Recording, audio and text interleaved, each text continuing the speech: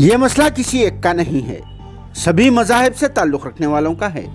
جس کے لیے ہم سب کو آگے آنا چاہیے۔ ملے پلی میں بڑی مسجد کے باہر احتجاج ہوا بلند۔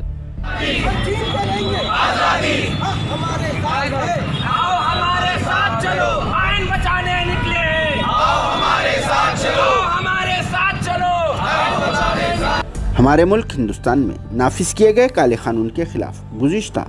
2 جمعوں سے تاریخی مکہ مسجد کے باہر تو احتجاج اور نعرے بازی کا سلسلہ تھم چکا ہے، مگر شہر کے دوسرے مقامات پر مساجدوں کے باہر پرامن انداز میں احتجاج کا سلسلہ جاری ہے۔ کبھی مہدی پٹنم روڈ پر عزیزیہ مسجد کے باہر سے احتجاج بلند کیا گیا تو کبھی دوسری مساجدوں کے باہر سے احتجاج کیا جا رہا ہے۔ اب ہم آپ کو آج ملے پلی میں بڑی مسجد کے باہر بعد نماز جمعہ کیے گئے احتجاج کے مناظر پیش کر رہے ہیں، جہاں پر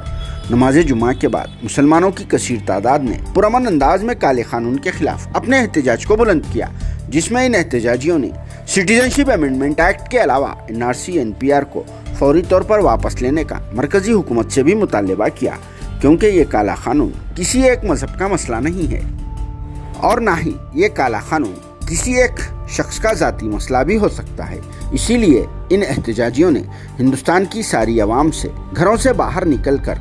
پرامن انداز میں احتجاج کو بلند کرنے میں حصہ لینے کی بھی پرزور اپیل کی ہے، کیونکہ احتجاج کرنا ہم سب کا جمہوری حق بھی ہوتا ہے۔ اس کے علاوہ اب وقت آ چکا ہے کہ ہمارے سیکولر ملک ہندوستان کے دستور کو بچانے کا، کیونکہ موجودہ دور میں حکومت ہند نے دستور میں تبدیلی کر دی ہے،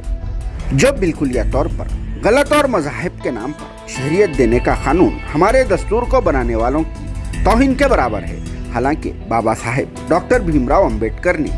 تمام مذاہب سے تعلق رکھنے والوں کو دیکھتے ہوئے دستور کو بنایا تھا، اور یہ دستور سب کے لیے بہت ہی اچھا بھی ثابت ہو رہا ہے، اور ہندوستان کی ساری عوام بابا صاحب کے بنائے ہوئے اس دستور سے کافی خوش بھی ہے۔ مگر BJP کی حکومت نے اپنے ووٹ بینک کی خاطر 70 سالہ قدیم دستور میں ترمیم بھی کر دی۔ حالانکہ اب تک سابق میں ملک ہندوستان میں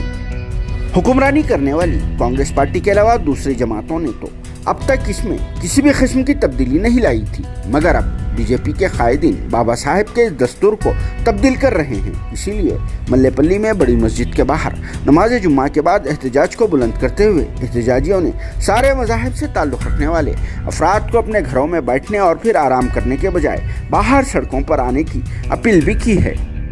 جس کے ذریعے ہم حکومتوں پر اس کالے قانون کو واپس لینے کے لیے دباؤ پیدا کیا جا سکے۔ تو چلیے اس موقع پر احتجاج کے مناظر اور ساتھ ہی ساتھ احتجاجیوں کے بیانات بھی پیش کر رہے ہیں۔ Bureau report سیاست.com۔